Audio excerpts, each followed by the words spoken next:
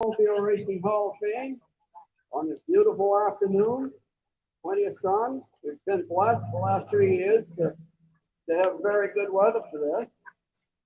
My name's Esrhof. Most people know me as Mitch. And next to me, when Paul gets over here, is my partner in crime, Paul Crane. And we've got to thank Paul for everything he does involving snowmobile since he was the first American to ride a canoe back in 1959. So thank you, Paul. And we just have to recognize a few of these people here. And if the 2022 Hall of Fame inductees would please come and sit in the front row. The ones that are being inducted this year. Please have a seat, and if the spouse is with them, I think there's enough room for a spouse or significant other. And it's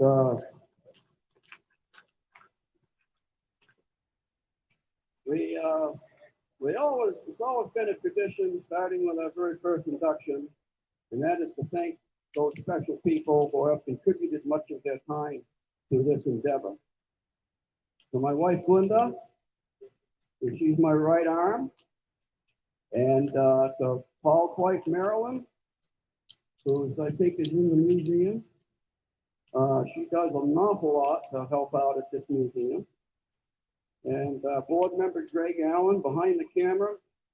Greg has provided us with a canopy here in the second floor since we've done these outdoor ceremonies. And really, I think adds to it, very much so. And he's an expert at that camera, and we can't be without Greg, and he is a board member. And Mike Lapierre, who's over there under that other canopy, under that other umbrella. And Mike has helped us in so many different ways. I could probably spend all afternoon counting them. He's been right on board with us since the get-go. Russ Quentin, our historian, will help fill in the gaps. Russ has compiled a bunch of the earlier racing magazines and everything, so he has a lot of the data that we need to help induct some of our Hall of Famers here. And Meredith Audette, who always comes with a beautiful camera, and she takes many, many great photos, and she shares them with us each year, and she does a very good job for us every year. And Elaine Riviere helps us too with photos, and she's with Paul Lamontagne, who was inducted a couple years ago. And Alan Cormier for the sound system that he's provided us each year for this.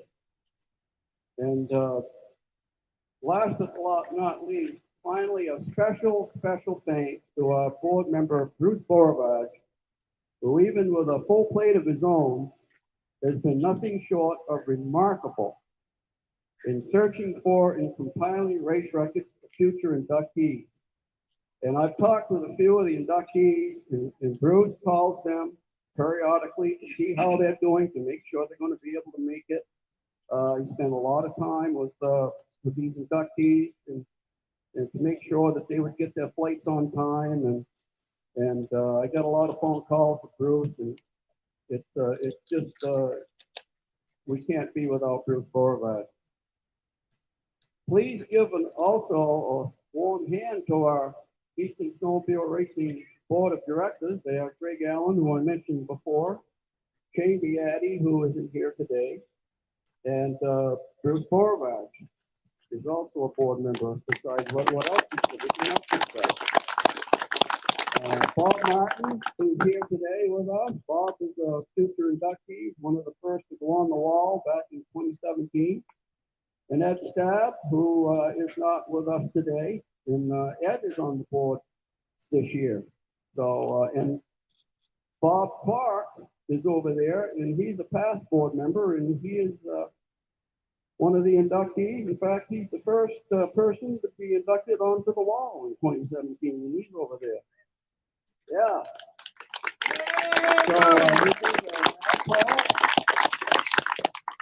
Okay. Okay. This is another thing that we do every year for people that have passed in our family and people who have passed from our Hall of Fame family. And so let's please have a moment of silence for Kenny Young, who passed away this year, is in the Hall of Fame, and for others who have passed away this year.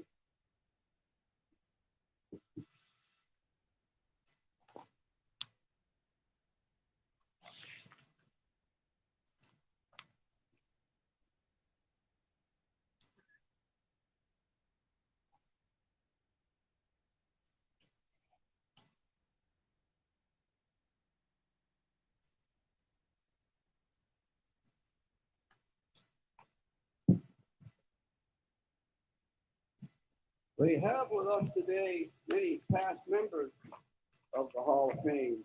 Bruce and Mary Dunham came today. Herb Yancey's here. Ron and Terry Hall are here. J.R. Tozier is here. Paul Montang and his significant other, Elaine Pryor is here. Lois Lund is here. Diane and Jerry Baker are here. Bill and Kathy Abold are here. Dick Elwood is here. And as I mentioned before, Bob and Muriel Clark made it over from Vermont. And Steve Benoff is also here from Vermont. I don't know if I missed anybody or not, but I didn't mean to. We just announced who we expect is coming or think is coming. I don't know if Spencer Beatty and Lucas Nash are here today, but they're going to race again at Eagle River. Lucas took 7th in the final in the 440 class last year. And give those guys a good hand for going like Eagle River this year. Beautiful sled this year. And we got to thank the Lancaster Motel again for inviting us to their after party for all the inductees, past and present. Just the inductees. I'm sorry they can only do it for the inductees. But it's the after party that they put on every year for us, and they do a great job. So they invite us over. And so please go back and enjoy yourselves. Enjoy the rest of the afternoon. And yeah, they do a great job for us. And we'll begin our ceremony as always by announcing last year's inductees, and they are William Abold, Diane Baker, Robert Bottom, Wayne Elwood, and Stephen Fenoff.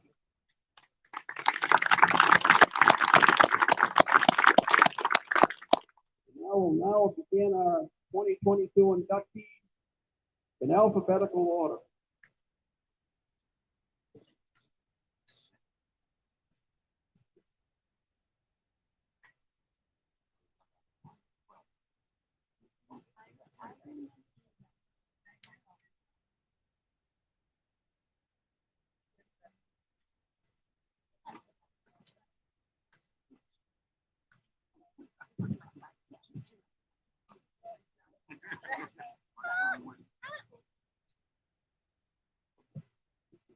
Larry Bierman. You can sit there, Larry, and stay in the shade for as long as you want until we call for it, because it's a hot day. So we'll have you come up after I finish reading your race record here. Larry Bierman, inducted into the Eastern Snowmobile Racing Hall of Fame 2022. Larry was the first Eastern Snowmobile racer to earn USSA's #1 gold bib for the 1970 season by winning more races than any other driver in 1968 and 69. In 1970, Larry won the New York State Championship along with the Adirondack Cup, and he also won the Pennsylvania State Championship. While racing Skidoo in the 1972 World Series in Ironwood, Michigan, Bierman won all heat races and semifinals in Mod 2, but he unfortunately hit the wall in the feature. In Mod 5, his choke stuck on one cylinder during the feature, but Larry still came in third, grabbing fifth in points for the Eastern Division in Mod 5 earned him gold bib number 11. Bierman was high points man for the 1972 and 73 seasons at the Wheat Sport Speedway in Wheat Sport, New York. Larry cleaned house at Coudersport, Pennsylvania in 1973 by winning in Mod 2, Mod 4, Mod 5, and 340 stock. He went home with over $4,000 and still holds the average speed record on this half-mile track in Mod 4 and Mod 5. Think about it, 60 years ago. For the 1972-73 season, Larry Bierman made history again by becoming the very first racer to earn 2 #1 gold bibs, and is only the second person to do so by taking high points in Mod 2, Mod 4, and fifth in Mod 5. Larry was offered a spot as driver for the Alouette factory team by Gilles Villeneuve in 1974, but he decided instead to become a USSA race director, which he was for the 74 and 75 season. Larry Bierman raced for Postage Skidoo, P. Frames Motor Speed, and Elliott and Hutchins Skidoo, all New York distributors. He was regarded as the man to beat by his many competitors during the golden era of snowmobile racing. Ladies and gentlemen, Larry Bierman.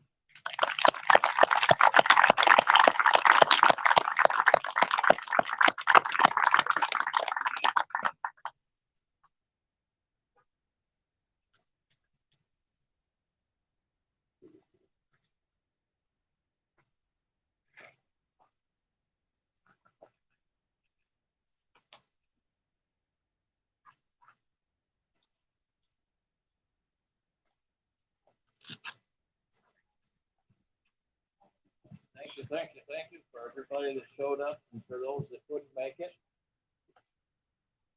When I was younger, to be #1 was the only thing to do. #2 didn't count. But at my age now, to be #1 would be even better than when I was 1 year younger. But I don't think that'll happen anymore at my age. So I want to thank everybody again, like I said, that showed up for this.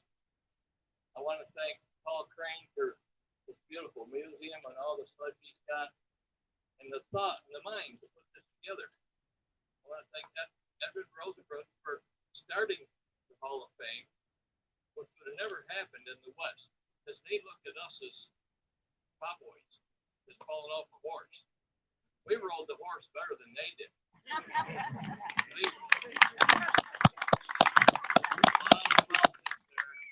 I actually could write a book about it. I want to thank USSA for starting the organization, which all of a sudden just come to be. Nobody thought it was going to happen. It did here as big as it was. They didn't even think so. We had to scratch to try to get members to really get this thing going. And once it started, wow, did it take off. And I wish we still had some day like that for the younger people, but they'd rather be in one of them little buzz cars, you know. I want to acknowledge and thank all my sponsors, Tasha's Nursery and Fruit Farm. He was my first sponsor, which I was a fruit farmer, and who thought another fruit farmer would sponsor another fruit farmer? But he was a great guy. Glenn Downey, Wheat Sport Speedway, sponsored me for 1 year. Elliott Hutchison sponsored me. E&M Speed Shop. Mel Johnson and his partners did all the brain work on the suit. I more or less was the judge. The Dufresne brothers, AC Delco, Mark III Oil. They were all my sponsors, and I want to thank all of them. If it wasn't for them, I probably wouldn't be here today. I mean, I worked hard a 7-day week or 5-day week on the sled. I'd come home Sunday night, Monday morning, I would be back to being in the beach shop, completely tearing the sled down. And you gotta eat and sleep it to be a number one, or to think you were gonna win this race. I didn't go to come in second. And that's what B&M was behind me and all of my other sponsors. My 2 sons are the same way. I have a younger son, Scott, that has won 5 national champions in go-kart racing. And my older son is probably the best Yamaha engine builder in the state. And politics got into that too, and then what? I want to thank Oscar St. Anne, who's my partner, for 2 years, for letting them do the bagel. I really appreciate it. Holding it. He belongs up here with me. But this one answer is from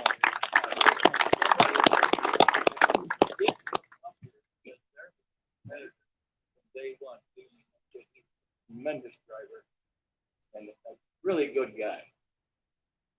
I would like to also thank my 2 sons for putting up with me all this time and all their support, and my ex-wife. And for all the weekends I wasn't home. I mean, that was a lot of years, a lot of weekends. So I think everybody knows what that's all about.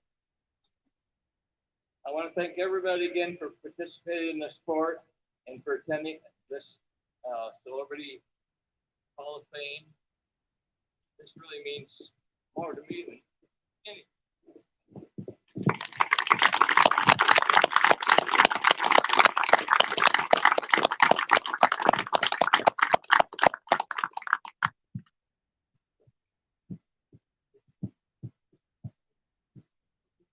Larry Behrman, ladies and gentlemen.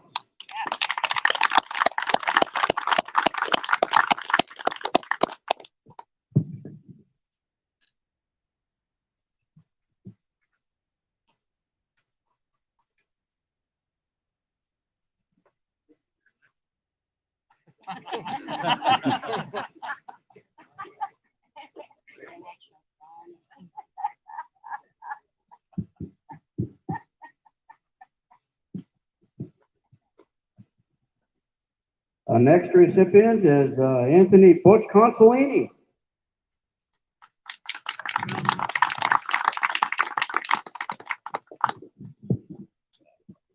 I forgot one thing.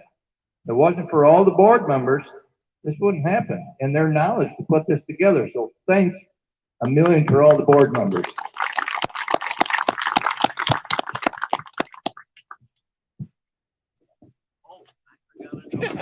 I keep coming back because the mind isn't like it was when I was younger.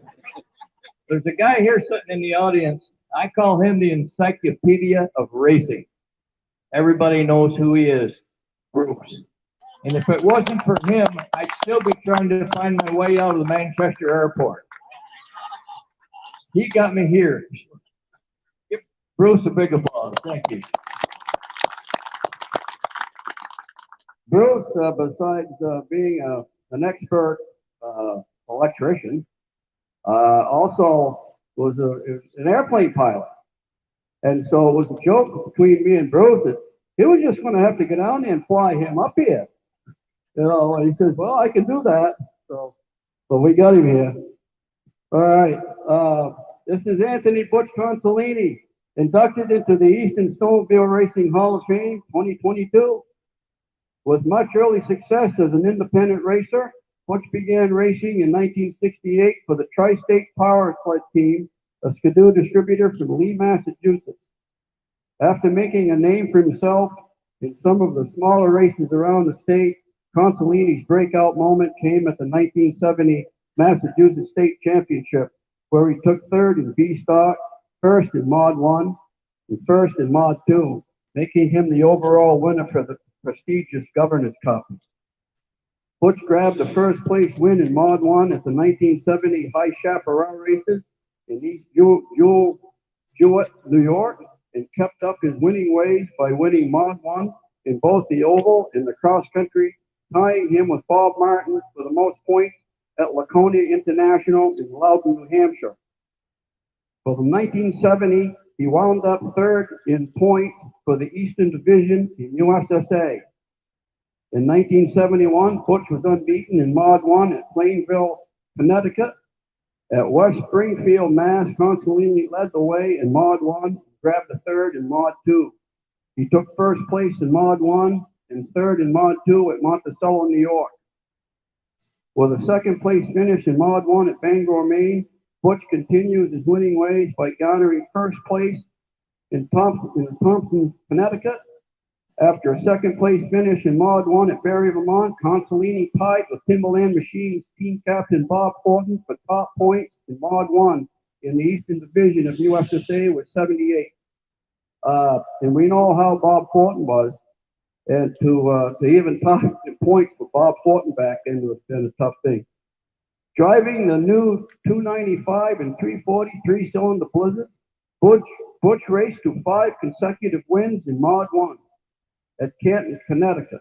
First at Scarborough, Maine, first at Bangor, Maine, first in both Mod 1 and Mod 2 at Lancaster, grabbing a Kilkenny Cup, and first in Mod 1 and Mod 2 in Northampton, Mass. Anthony was a force to be reckoned with in the Mod 1 and Mod 2 classes. He was number 1 in points for the 1972 season in the USSA Eastern Division with 1,812. Due to canceled events of a warm 1973 winter, he still wound up number 1 in points again in Mod 1 with 1,315 points, including a Mod 1 win at the Pennsylvania State Championship. Butch held the top points total 3 years in a row in Mod 1, competing in a class that totaled thousands of active drivers. He wore gold bibs number 20, 12, and 6 during his totally dominating career. And it's just a pleasure because I remember watching Butch race at Lancaster, and he was one of the best. So Butch, please come on up here.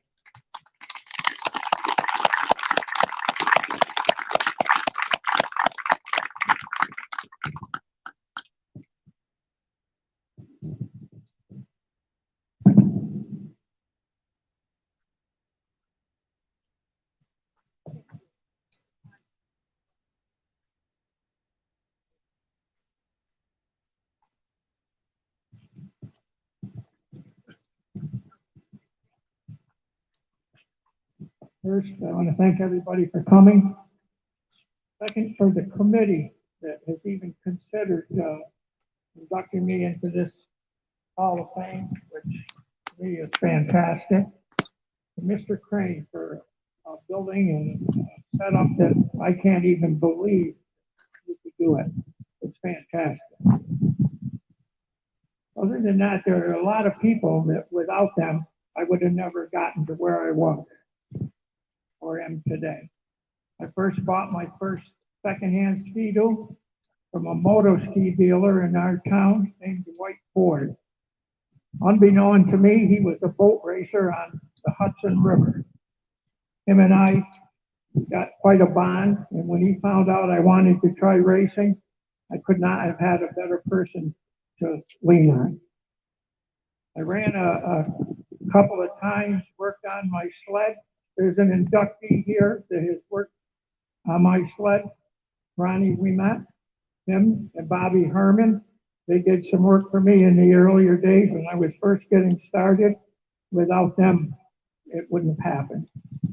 Went to a couple of races, was very fortunate to do very good. And Mr. Fred LeGrant asked me if I was interested in putting my sled on their tractor trailer. Just about knocked me over. That wasn't even a question that needed to be asked. After that, I worked with them and drove for them. I still took care of my own sled, but Mr. LeGrant had quite an operation at Tri-State Power Sled, the distributor for Bombardier, and he was like family. Him and his wife were like family to myself, my wife, and my family. We traveled around and went to a lot of different places. And I'll tell you, I don't even remember half of these things that they just said. It's been so long ago. But it was great to be inducted, and I really appreciate it. And the only other thing I want to do is thank my family that came today. I was surprised. I didn't know that they were all going to be here. And also, the person that put up with all of this, my wife, who she is sitting over here in the shade because she can't be out in the sun. To them, I owe an awful lot. Thank everybody. Thank you again. Thank you, Bob. And if you look at the photo on his plaque, I think he could have been a double for Frankie Avalon. Pretty handsome little Italian right there.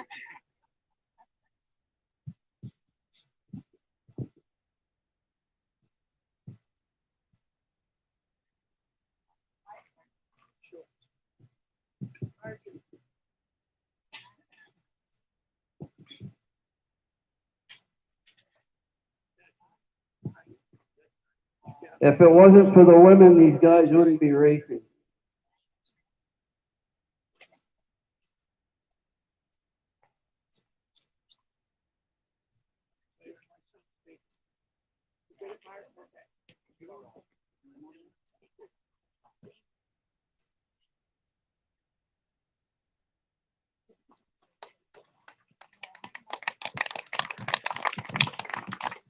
Cliff Consolini, ladies and gentlemen.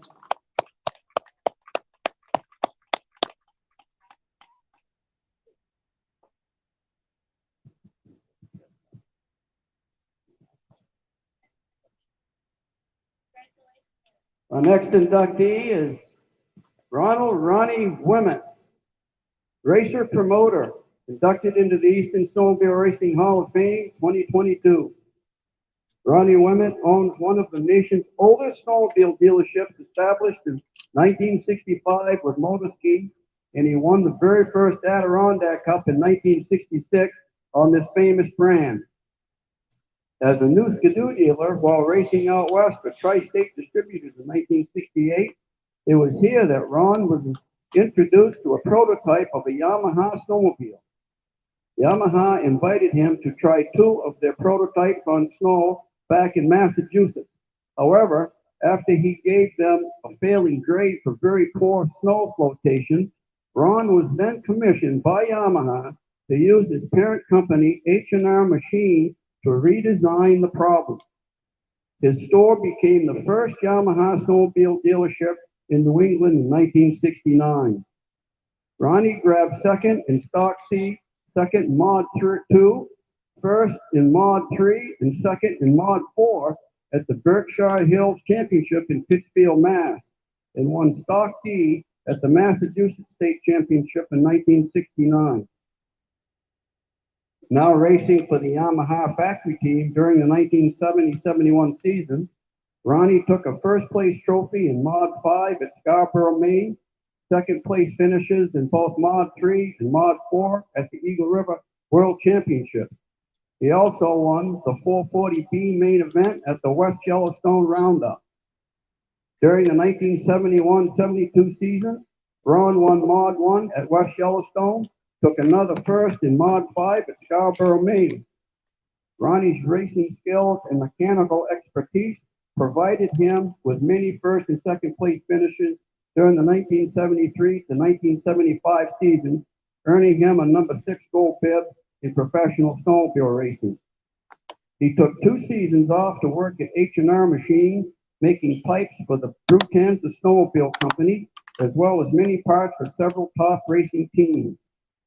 But it was in 1978, at 42 years old, when Ronnie showed us he still had it by winning in both Superstock 3 and Mod 3 at Troy, New Hampshire on his beloved Yamaha. Ladies and gentlemen, a Pathfinder, Ronnie Wimett.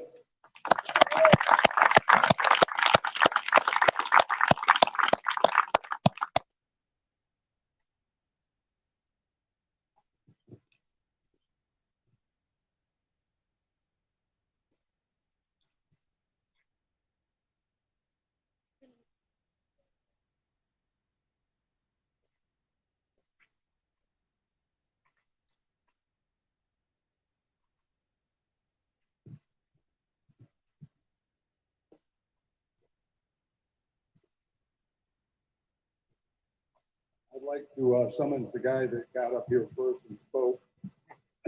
He had some extra to say. I don't have a lot extra to say. I would also like to thank the people at the Crane Snowmobile Museum. Bruce, and I can't pronounce his name very well, but it's something like overrated or something. I also had a wonderful time in the snowmobile business and in doing racing. There are people here who come up here to pay respects to the people who have raced, who have had a wonderful time at it and enjoyed it, and then to be awarded on top of that. I really don't have much else to say. I'd like to thank my family for coming up here. Run out of words. Thank you very much. Ronnie Women, ladies and gentlemen.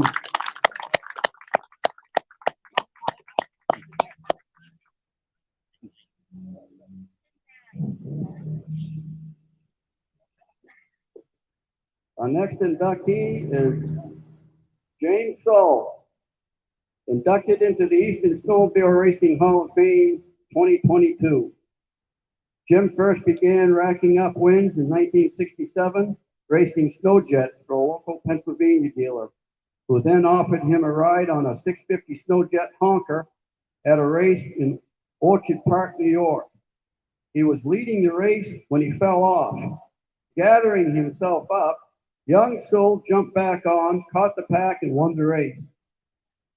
After a few successful seasons of racing snowjets, Soul was offered to race the Polaris brand. He so dominated Pennsylvania and New York snowmobile racing on his TX machines that the fans nicknamed him the Flying Farmer. During the first race of 1970-71 season, Jim Soul took first place in Mod 1, Mod 2, Mod 4, and took second in Mod 5 at Monticello, New York. At Honesdale, Pennsylvania, Soul won Mod 2, Mod 3. In the Mod 5 event, Jim nearly lapped the field and won going away.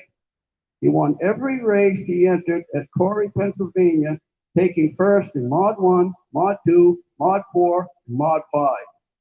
Jim won both the Pennsylvania State Championship in Honesdale and the New York State Championship in Boonville. He amassed a point total for the season of 318, more than doubling the second place point total of 150. Jim Soul was presented with the USSA Driver of the Year trophy by none other than Bob Eastman. On a side note, his racing budget for the entire 1970-71 season was $5,000. Today's racers could not even build a competitive engine for that. Soul had won what can only be described as one of the most incredible seasons in USSA history, winning a total of 25 times, finishing second dozens of times, and third only once. In 1973, he outdistanced 170 drivers to win his second Chautauqua Cup in Mayville, New York. Jim Soul raced until 1976. He came out of retirement in 1994, winning several more races on snowjets and Arctic Cats. He retired again in 2006 at age 60 amid cheers of relief from his much younger competitors. Ladies and gentlemen, Mr. Jim Soul.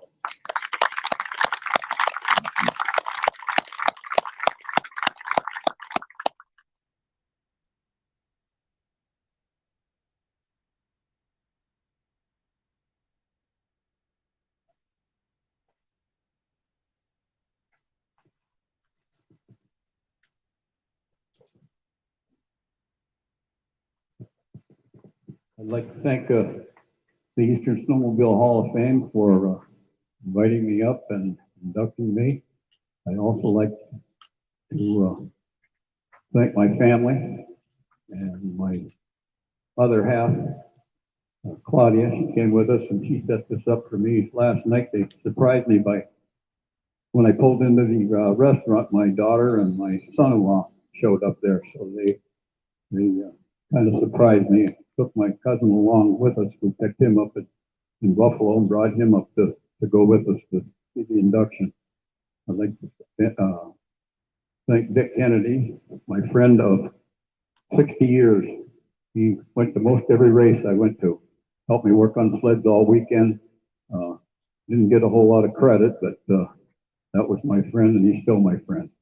Dick Coos was the dealer that I first started to ride for. I rode motorcycles after I got out of high school, and he's the one that taught me never look back.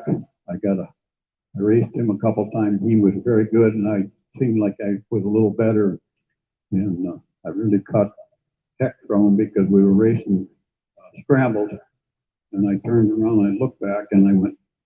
He was behind me and went like that, and said, "Next time, don't ever look back." So I never looked back. Billy Kane was the distributor for Snowjet, and I started riding Snowjet for Billy Kane. Tony Jansen Sr. was the owner of Tony Jansen Automotive. They helped work on the sleds. They were real good on motors. Bob Eastman, of course, gave us a lot of ins and outs. Bruce has been great, keeping us informed on coming up here and when to be here and how to get here and everything else. Thank you, Bruce. Homer Casgrain, which is past now, he owned the A.H. Burley Company, which was a distributor for Polaris. Bob Best was a salesman for them. I'd like to thank all my fans and anyone else that I've forgotten to mention. When I first started racing in my teens, it was on a motorcycle. I got pretty good on a motorcycle, I guess. Billy Dean was the distributor, so he sent the first honker over here, and I took that down to Orchard Park and cleaned up down there after I got up, after I fell. But sometimes you got to fall before you rise. Raced Snowjet for Tony Jansen, sent 6 sleds up to Erie one time for a cross country, and all these guys owned these sleds. Jansen worked on them all, and he made them run good. So I'd get off of one sled, and the next guy would say, "Take mine, take mine." So I did that 4 or 5 times, and cleaned up all the Snowjet's desires. I drove grapes in northeast Pennsylvania for Welch Foods, and I was delivering grapes one night, sitting in the truck, and 2 guys are coming up to the truck, and I wonder who these guys are. Well, it was Homer Casgrain, the owner of the Burley Company, and Bob Best, the salesman, and they wanted to know if they gave Coos the dealership for Polaris, if he would take it on, and they wanted to know if I would ride Polaris. So I said, yeah, I'd ride it. So they started me with, between Bob Eastman and them, they sent 2 Playmates, 295 and a 340 up for Burley to let me ride, and I rode them on in grass drag in Corey, Pennsylvania. We won everything up there on the grass drag. Those little Playmates would jump 3 feet off the ground, and sometimes I just kind of wheelie down through, so I got used to doing wheelies. We won those. Then we went over to Corey, another race. We went over to Corey. They gave me a 396 single cylinder, and we raced on a school track. It was flat, but the sides were quite high on each side. And every time I'd pass somebody, instead of passing them on the inside, I'd pass them on the outside. I'd go up over the bank. The people on the other side of the track thought I was flying, so that's when they gave me the flying farmer. We raced another race on the flat track. The next day they had they were building a new school. We raced on a field, and everybody told me, watch out for Yancey. Yancey's out to get you. So, Bub, I think you missed me. Anyway, we had a good time. We went to, next race we went to was Monticello. I took first in Mod 1, second, first in Mod 2, Mod 4. But I had Dick with me, and I got to tell this little story about Dick. Dick would always go along. I'd say, "Hey, Dick, let me use your handkerchief." And I opened up the hood and I'd wipe my clutch off, and I'd get all the grease and stuff off it, and I'd give it back to him. He says, "I'm not your servant." So he went up and sat in the bleachers, enclosed and heated. After I won the second race, he's right down there grabbing my skis. "You all right? Need anything? Need anything?"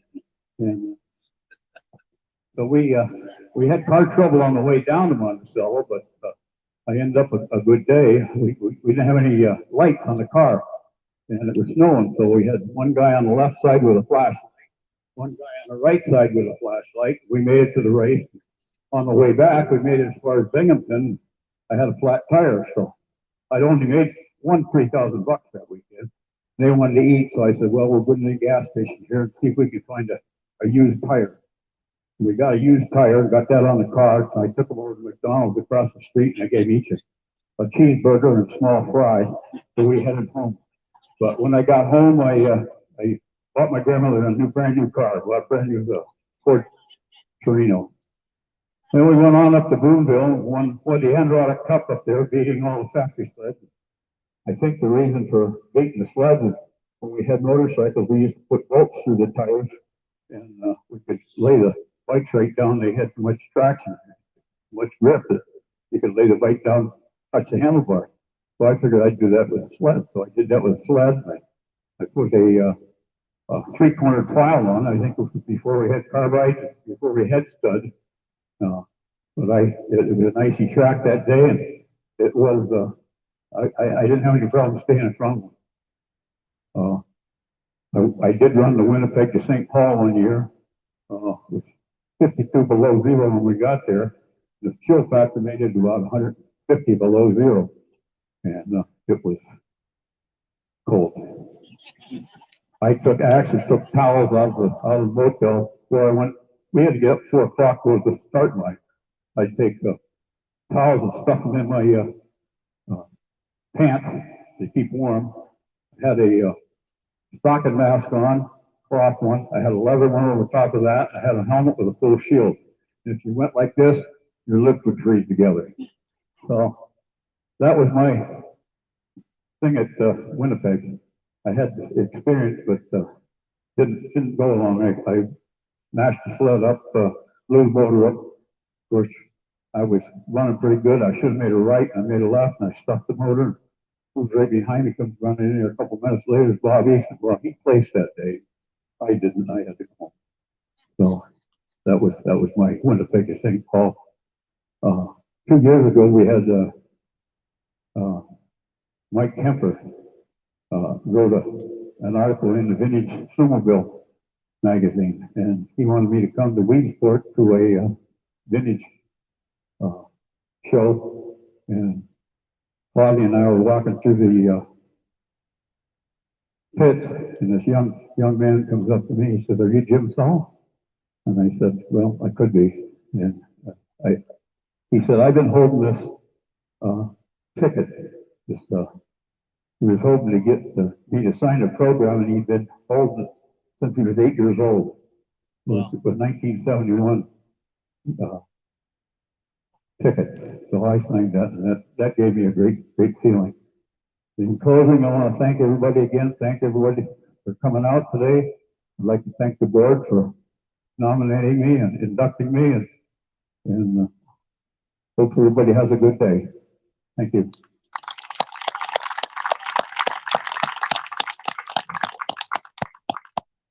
Thank you, Jim.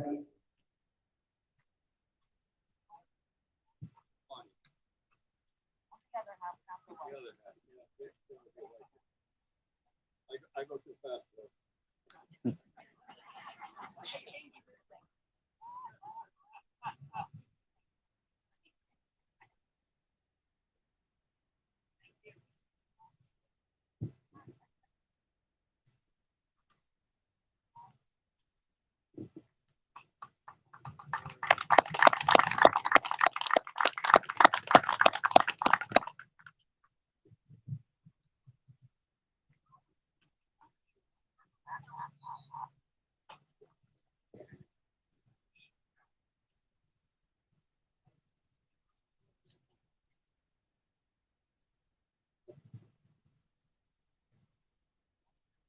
Our final recipient is Timothy White,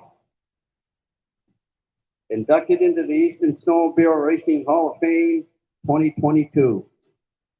17-year-old Tim White's first win was on a 7-horsepower Skidoo at the 1964 Lancaster Grand Prix.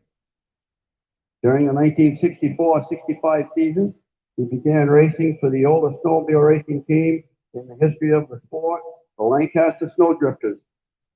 In 1966, now racing for Roberts Motors Racing in Class B, White raced to a close second in points at the Grand Prix, took 2 first-place wins in St. Johnsbury, Vermont, and grabbed 2 firsts and 3rd in Plymouth, New Hampshire.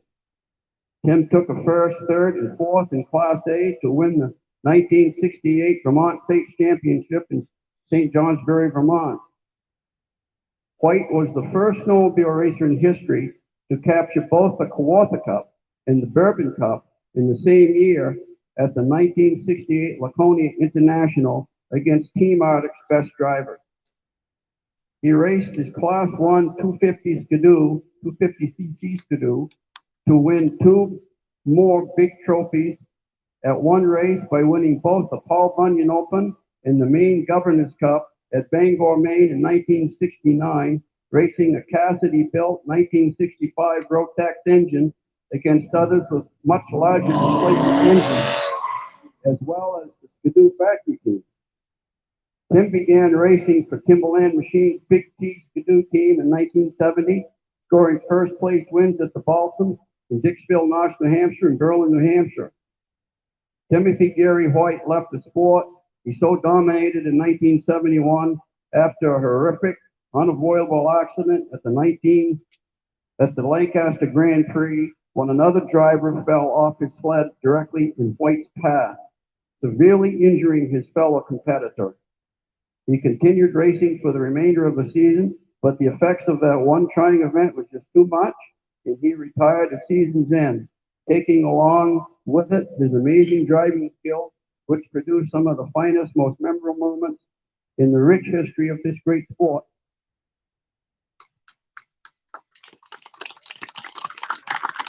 Verna, please come on. This is Verna White. Tim White passed away in 2012.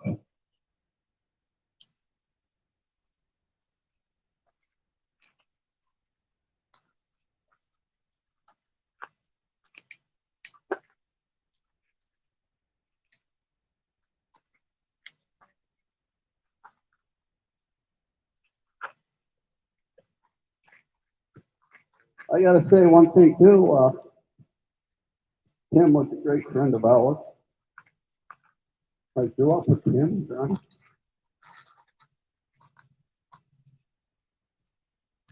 I can't hold together, John. Well, I guess I can speak on the life plan. We ride Kyle with my dad and mom for the weekend, and we take off on a Friday every week during the winter months. And we race all weekend, and we come home late Sunday night, go back to work on Monday, work through, and then late Friday afternoon, we head out again. He loved his racing. He put a lot of time and effort into it. He worked on all his own machines until he went to racing for Timberland Machines, and then Timberland would let him work on his own machine, which he didn't like that. But he was very dedicated to the sport. He was very dedicated to the friends that he made in the sport. And he leaves a really big legacy for his 3 kids. And I'm really proud to accept this honor.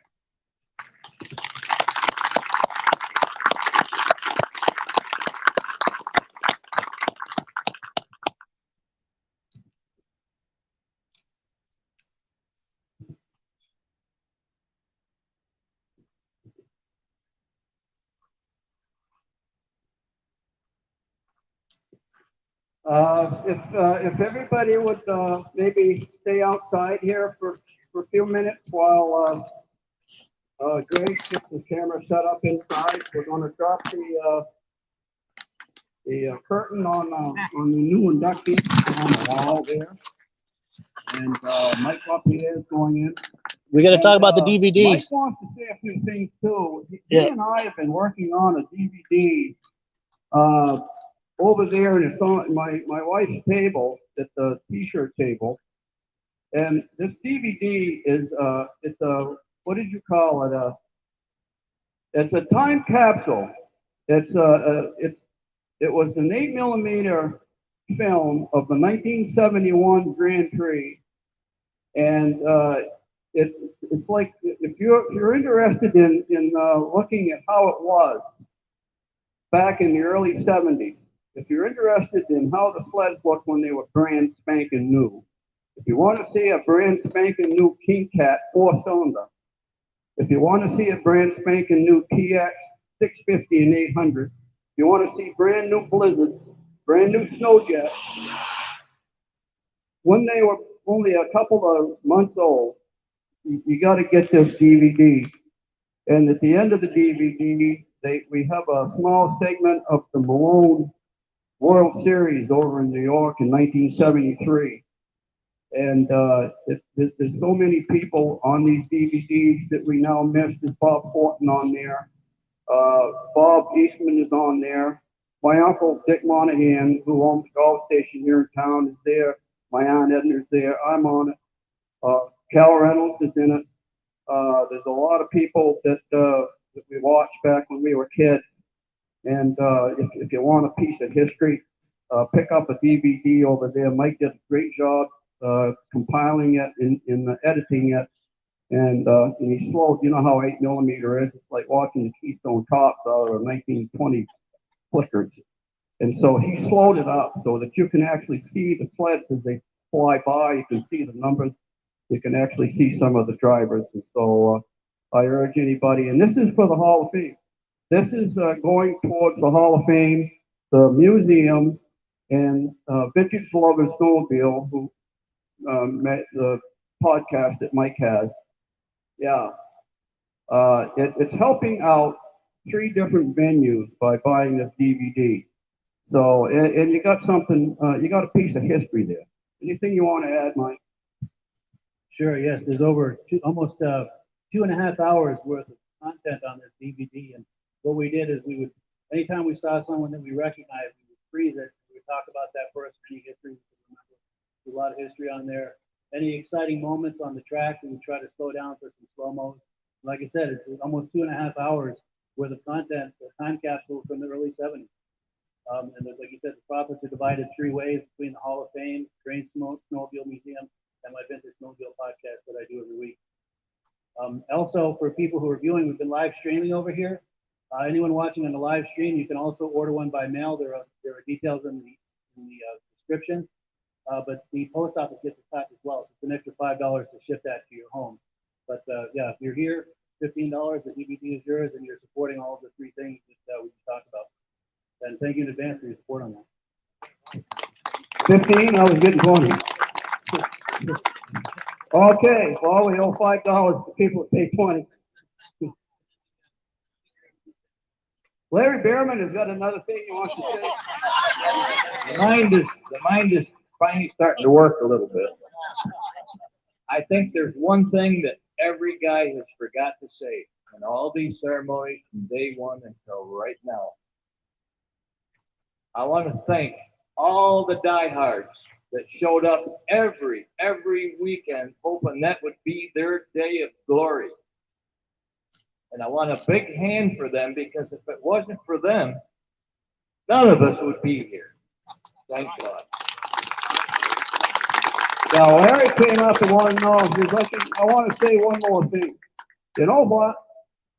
These guys can talk all day if they want. This is what it's for. It's for those guys sitting there. And this is all we do it for, is for these pioneers. So anything anybody else has got to add, just come on up and add, because you know, you're going home, and unfortunately, probably some of you people are a long ways off, and we may not, get you back here. So this is the time to say anything at all. And yeah, and also Paul just pointed out, don't forget the Lancaster Motel is putting on the after party for the inductees, present and past. And so please go down there after the show and get a little bite and mingle and a little camaraderie amongst y'all. And we'll be down later. We're going to pick up, but we'll be down later. So if you'd hang, oh yeah, we got to do the 50-50 drawing. All right.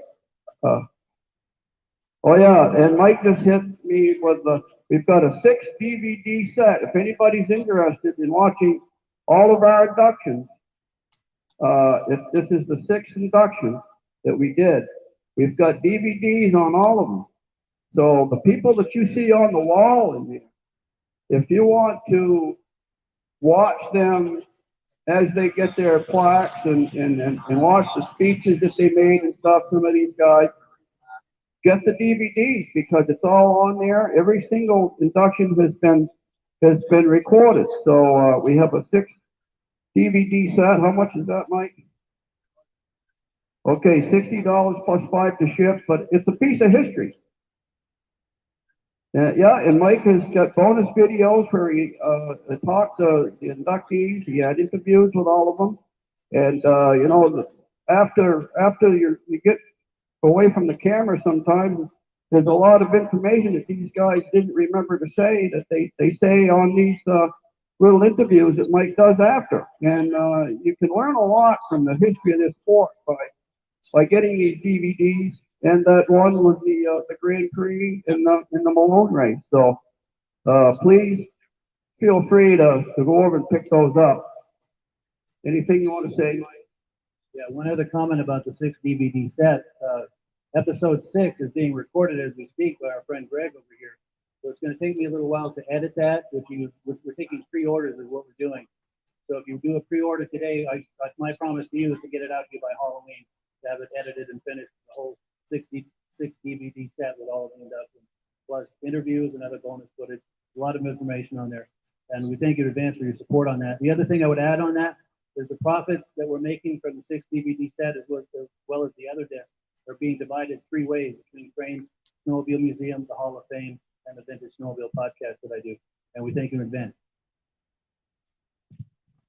Thank you, Mike. Mike works hard to do these, and nobody works harder on this stuff than Mike. So, you know, all right, you got to.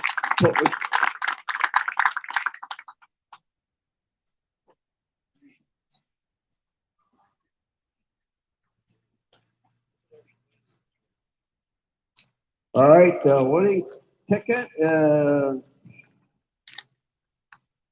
7802202. Right here. Last 4 digits, 2202. I got beat too.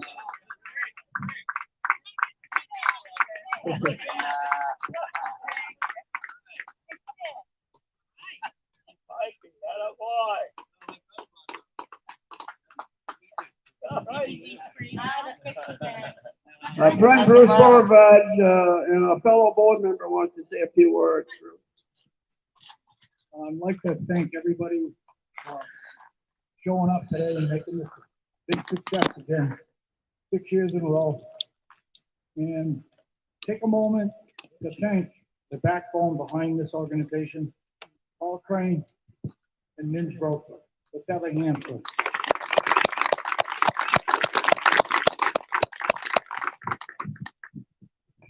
Thank you, Bruce. Thank you. Thanks a lot, Bruce. Yeah, so this actually, I guess, concludes our induction ceremony, and Michael up here needs some time to set up inside the museum. It actually concludes our outside portion of it. We're gonna go inside. We're gonna have the inductees go in and stand there while we unveil them on the wall.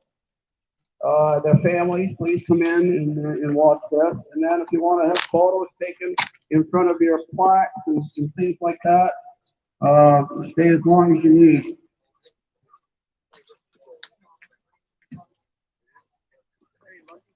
Okay.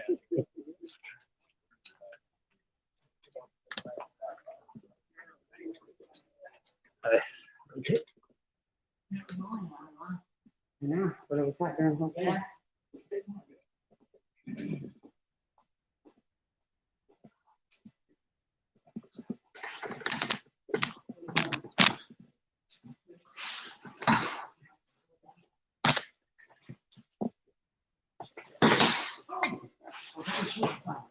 Yeah.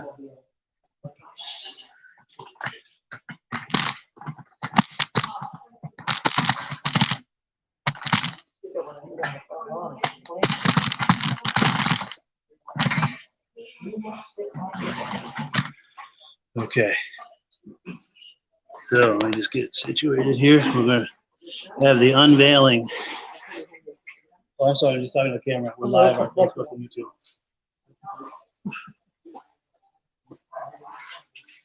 So yeah, we're going to have the unveiling in here in just a moment for the new inductees.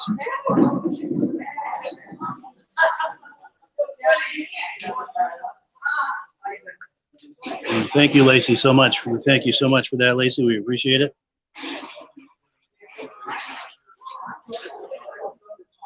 And you are very welcome. We appreciate your viewing. Hope it came in well at home. And yeah, we very much appreciate it.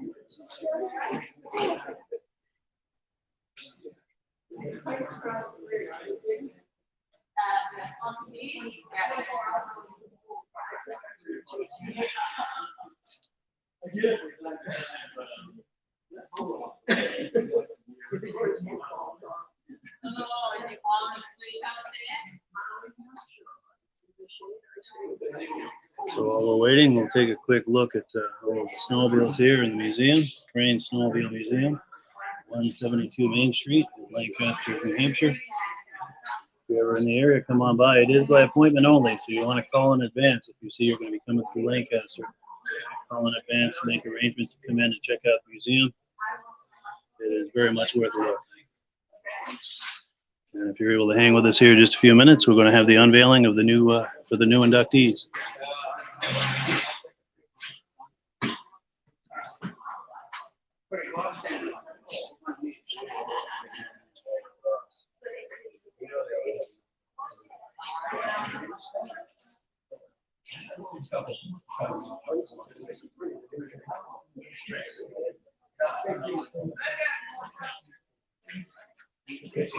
All right, here it is, folks. Drum roll, please.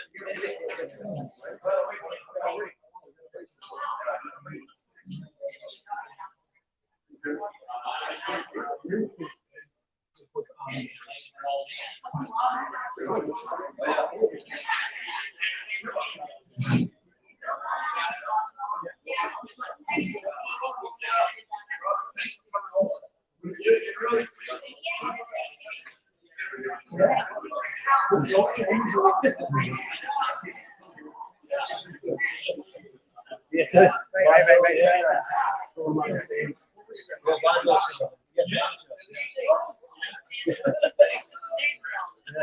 Both photographers and videographers understand. You do great photos, by the way. I've seen your work.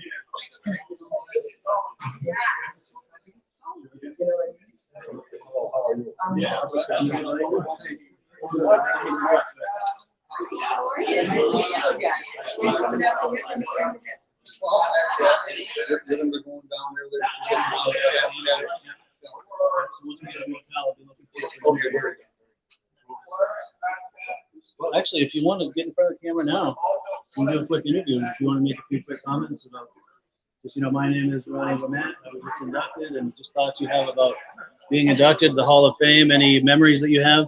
I want to get you right up close to the camera for good audio. Yeah, yeah, perfect. Yeah, my name is Ronnie Lamette. Thank you for reminding me. My name is Ronnie Lamette. I was just inducted to the Snowmobile Hall of Fame. Snowmobile racer for probably 20 years. I had a wonderful time to it. Snowmobile racing, a lot of work. Very, very much impressed. I would be considered among some of the great racers that we had back here in the Northeast. Really, really thanks to Plain Museum, Bruce, all being a part, keeping this thing together. It's a wonderful, wonderful sport, and I think it's the spectators, sponsors, the people that keep this thing going. Awesome. Thank you so much. Appreciate that. Cool deal. Yeah, so this is going out to, this goes out to 8 different places on Facebook and YouTube Live. So they're not for the whole That is fantastic. Yeah. Do a podcast. Finish the podcast every week.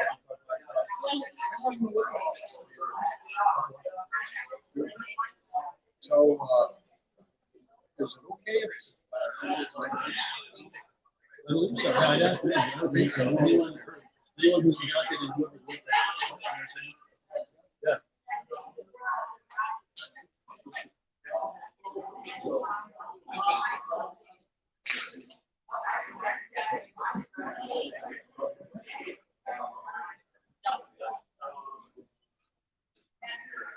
My son put the beer.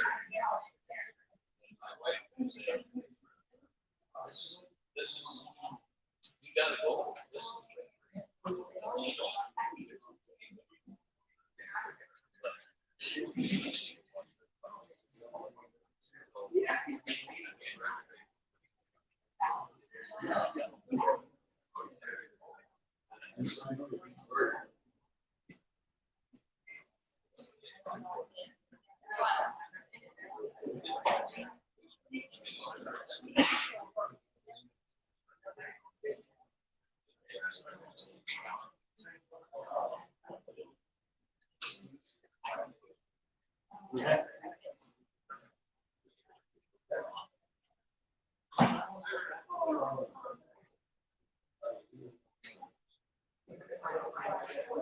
Yeah, in just a moment here, we're going to have the unveiling. Get some more comments coming out. Here we go. Yeah, thank you so much, Lacey, for all the great comments. We really appreciate that.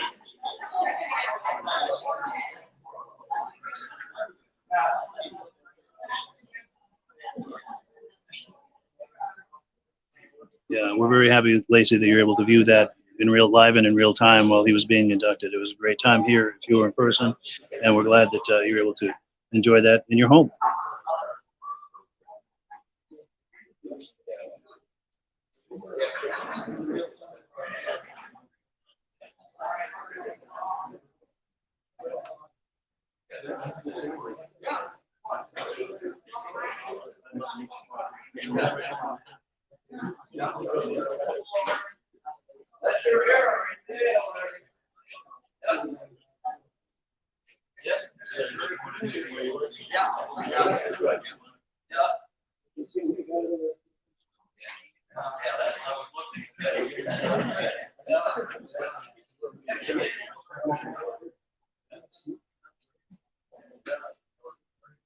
All right, we're going to run the cameras and drop this cloth.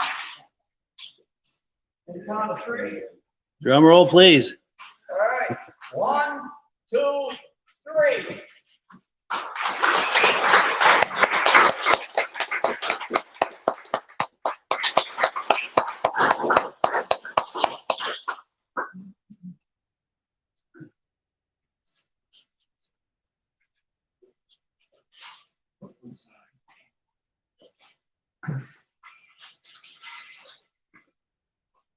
All right.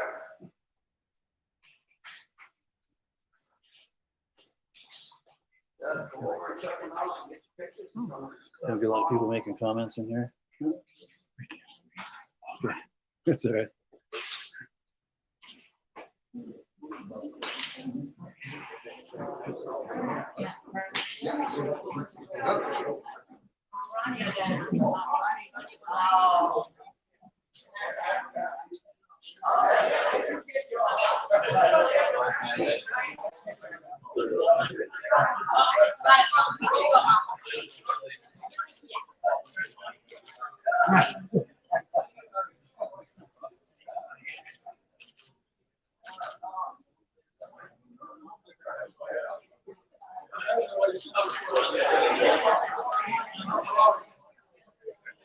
Point to it.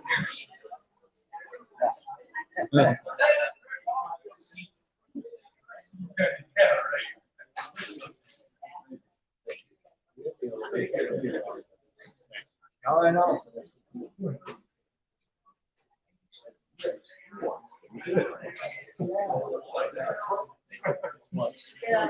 Yep.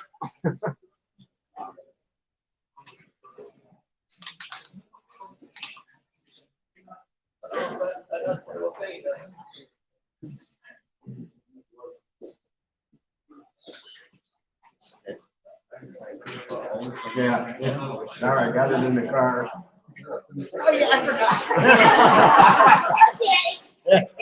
We're good. We're good. We got the real one. Yeah, that's right.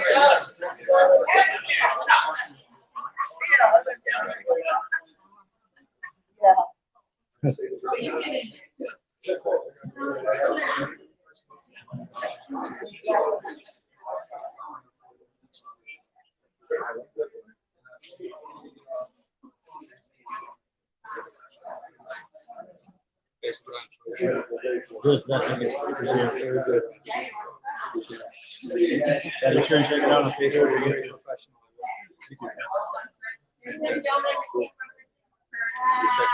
Good. I'll buy one. Oh, good, yeah. Appreciate that. Right at the table. Yeah, well, this one, we're gonna put this on DVD. Yeah,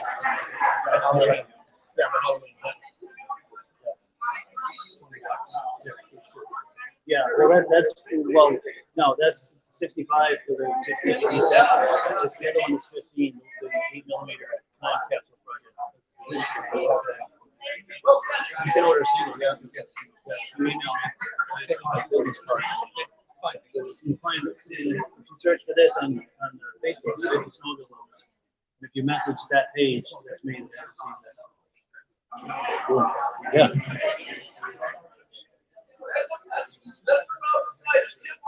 Yeah, it's a lot of fun. It's being the 6th one with him.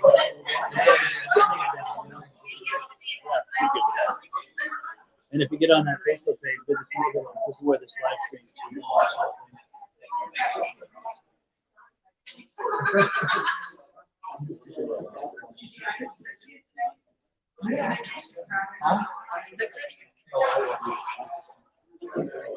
Oh, that's the right hat for being outside here.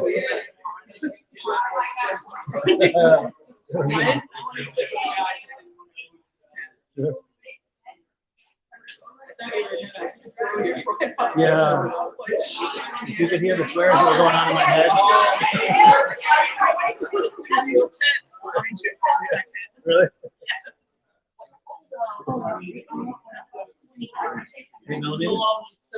Good, yeah. I didn't see it. When we looked, everyone we probably could recognize, you know. Sure. Yeah, if you do, let us know. Yeah, they're out on the table there. $50 for 8mm time capsule. Yeah. Cool. I didn't see it. Sure. We got it in Bucky. And maybe when we got it. It's not already up there? Yeah, Bucky. Hey, check out this photo. Oh, yeah, right there. Wow. Wow, look at that. Yeah. Congratulations. Yeah.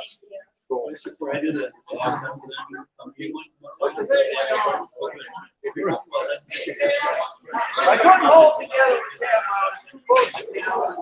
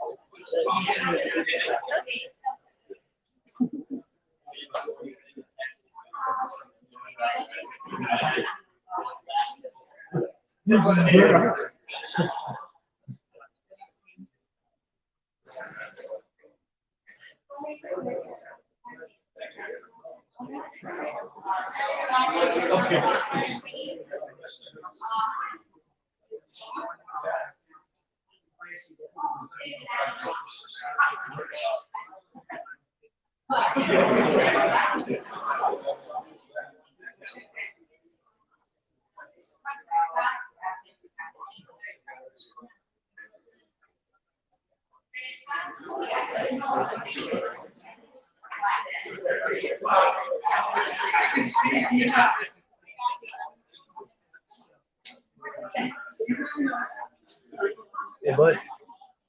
You going to the new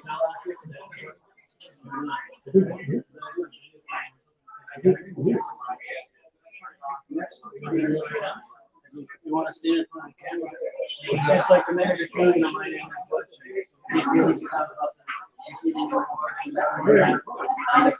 Right up close for good audio. You want to have you come even closer, like right here if you can. Yeah. And, you know, just, yeah, my name is Roach, and whenever you're ready.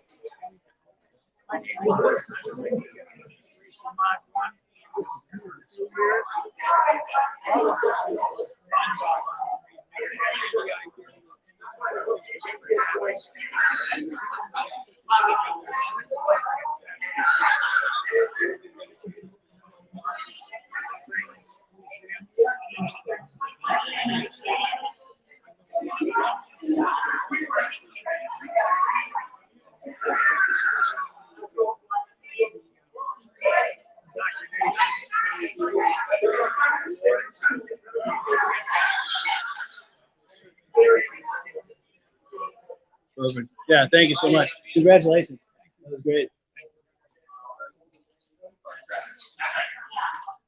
Cool deal.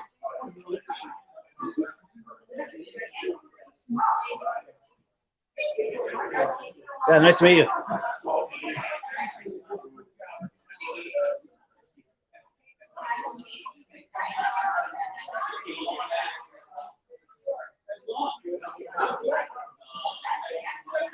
All right, folks, this concludes our broadcast day. Oh, wait, we've got some comments coming in. All right. So give our best to Paul and Midge. We absolutely will do that. And, oh, Lacey, yeah. I hope you're able to see that that interview we did with your dad. Glad you're so proud of him, as well you should be. Yeah, hopefully the audio came over on that. Let me know, Lacey, how the audio was, because there's a lot of background noise, a lot of people in this room, and hopefully that you're able to hear him speaking, because that's what we're going to put on the DVD for an interview with him. And we thank you so much, Lacey, for viewing this live. We really appreciate it. And with that, this concludes our broadcast day. Thank you, everyone, so much for viewing. This Hall of Fame, Eastern Snowmobile Racing Hall of Fame, just gets bigger and better, more wonderful every year. And we thank you for being a part of it. The viewers, the attendees, the inductees, the organizers, everyone. It's just a wonderful experience. All right, thanks, guys. Have a wonderful day.